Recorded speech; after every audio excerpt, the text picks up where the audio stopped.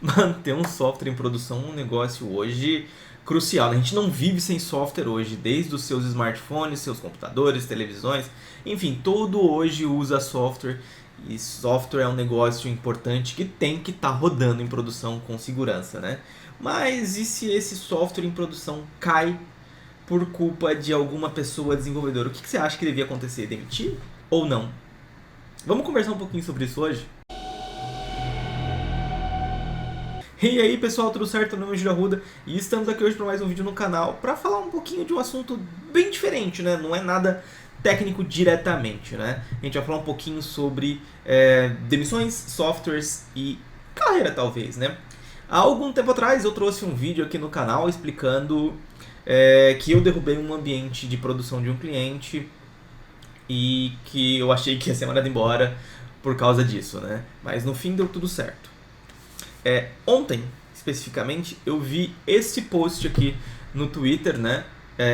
Que é um post do Reddit, na verdade, mas compartilharam ele no Twitter, onde uma pessoa de nível júnior aqui foi mandada embora porque quebrou o ambiente, né? E aí eu acho que essa é uma discussão que vale a pena. Mas antes da gente entrar nessa discussão aqui, já desce a tela aqui um pouquinho, clica no botãozinho inscrever se não estiver inscrito, clica nesse joinha, já ajuda a gente a engajar o vídeo e comenta aqui o que você acha dessa situação, se você já passou por uma situação parecida e qual seria a sua atitude no caso de uma pessoa ter quebrado um ambiente. Vamos dar uma olhadinha aqui nesse post agora. No post aqui basicamente a pessoa está falando que ela foi demitida, né? O júnior quebrou o dev. Eu não fui capaz de fazer o meu login na segunda de manhã e meu diretor, minha diretora, né, na realidade, porque tem um X depois ali, ela me enviou um e-mail me chamando para uma ligação na sexta-feira. Ela me disse que é realmente muito ruim que um júnior seja capaz de quebrar a produção. E aí eu contei para ela que eu liguei para o meu sênior, que no caso se chama aqui John para critérios de exemplo, e ele aprovou o pull request, ou seja, esse John aprovou a alteração que esse júnior fez, né?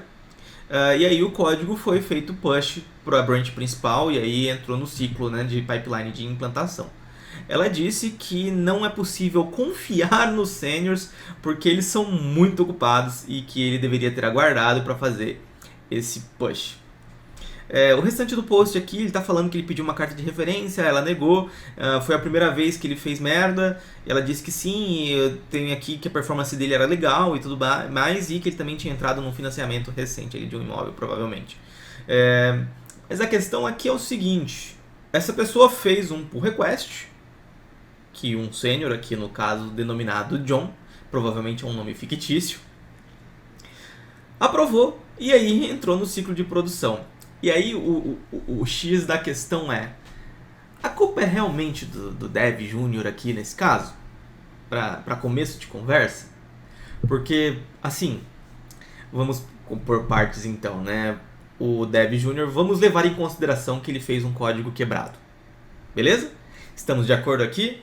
Dev Júnior fez uma alteração que está quebrada. Como é que essa alteração que está quebrada entrou em produção direto? Ela não deveria ter passado por um ambiente de desenvolvimento, de homologação, pré-produção ou alguma coisa assim antes, onde fossem feitos testes automatizados, análises de qualidade, entre outras coisas, né? Testes de compilação, vários tipos de testes ali para garantir que não fosse um código quebrado para o ambiente, um código que derrubasse o ambiente. Então eu acho que já começaríamos por aqui, né? Essa gestora aqui, eu acho que é diretor, né, que estava aqui no e-mail, essa diretora aqui, para começar devia olhar que o problema tá dentro de casa, né? Porque para começar tem essa questão aí dos ambientes não estarem, talvez não existam ou se existem não estão bem feitos, né? Porque deveriam ter tido pego nesses processos que eu comentei, né? Em todos esses tipos de testes que a gente tem num ciclo de DevOps, por exemplo, né? Então a gente precisa ali ter os testes automatizados, tudo bonitinho. Isso já teria pego. Levando em conta que não pegou, ou eles não têm um ambiente, ou será que esses testes existem nesses ambientes?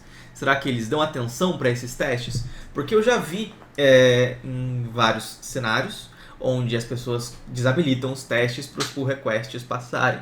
Será que aqui não foi um caso desse? Desabilitaram todos os testes unitários, os testes de ambiente e tudo mais para o processo ir mais rápido? Aí quer dizer que o problema não é a pessoa aqui de nível júnior fazendo isso, né? Outro problema na minha humilde opinião, é você falar aqui que quem aprovou o pull request não é confiável. Se essa pessoa que está aprovando o pull request não é confiável, ela nem devia estar aprovando o pull request para começo de conversa, né? Porque, bom, é um negócio importante. Como a gente pode ver aqui, a gente pode derrubar ambientes com isso. Pode entrar códigos problemáticos com isso. Eu vou especular um pouco mais além. Imagina que você teve a sua máquina invadida, alguém conseguiu acesso às suas credenciais do Git, por exemplo, e subiu um código malicioso como se fosse você e submetesse um pull request. E aí o sênior vai aprovar assim, sem mais nem menos, sem nem saber o que está acontecendo. Tem um barulhinho de alarme de carro, não sei se vocês estão pegando aqui. Enfim, mas e aí? Vai aprovar um negócio desse sem mais nem menos? Eu sei que talvez eu esteja exagerando um pouco, mas talvez não, porque eu acredito que esse é um cenário totalmente plausível, né? Mas e aí? Vai aprovar um negócio sem mais nem menos, e aí vai entrar um malware na sua aplicação em produção, e aí ninguém viu, né? Sendo que tem uma política de pull request, tem uma política de testes, tem uma política de análise de segurança que deveria ter no seu processo de pipeline. Ou seja, o seu ciclo de vida aqui já está muito errado, né? E esse sênior deveria sim, antes de aprovar qualquer coisa, olhar o que aquilo está fazendo, né? Ao menos entender o que aquilo de fato está fazendo, os arquivos alterados, enfim. Por isso que o pull request serve, para isso que ele serve, para explicar o que está sendo feito, mostrar as alterações e alguém lá dar uma olhadinha, né? Pelo menos, né? Essa pessoa pode não querer debugar o código, mas pelo menos dar uma olhada no que está fazendo. Se está seguindo as práticas da empresa, se está fazendo direito o que se propôs a fazer, se eu não fiz um commit que só inclui um arquivo novo e estou falando que estou entregando a minha demanda, né? Então, essa pessoa que aprova tem que ser confiável. Não dá para ser uma pessoa qualquer aprovar. Porque se uma pessoa qualquer aprovar, já tira a aprovação logo e faz direto. Não tem necessidade nenhuma da aprovação do pull request, concorda? Bom, e aí entra a terceira questão. Vamos supor aqui que foi tudo certo, tudo passou. Esse foi um problema que não foi percebido pelos testes unitários, supondo que tivesse tudo certo, e aí derrubou a aplicação. Essa pessoa de nível júnior deveria mesmo ter sido penalizada com uma demissão? O que vocês acham disso? Comenta aqui, porque na minha opinião eu acho que não, né? Na minha humilde opinião, eu acho que esse tipo de coisa ele é passível de acontecer com qualquer um. Erros acontecem, né? Por exemplo, quem nunca deu um update sem where numa base de dados? Todo mundo já deu e todo mundo vai dar um update sem where em algum momento. Acontece, erros acontecem, né? Quem nunca aí derrubou um ambiente, seja de dev, produção? Eu acho que várias pessoas já fizeram isso. Se não fizeram, vão acabar fazendo ainda.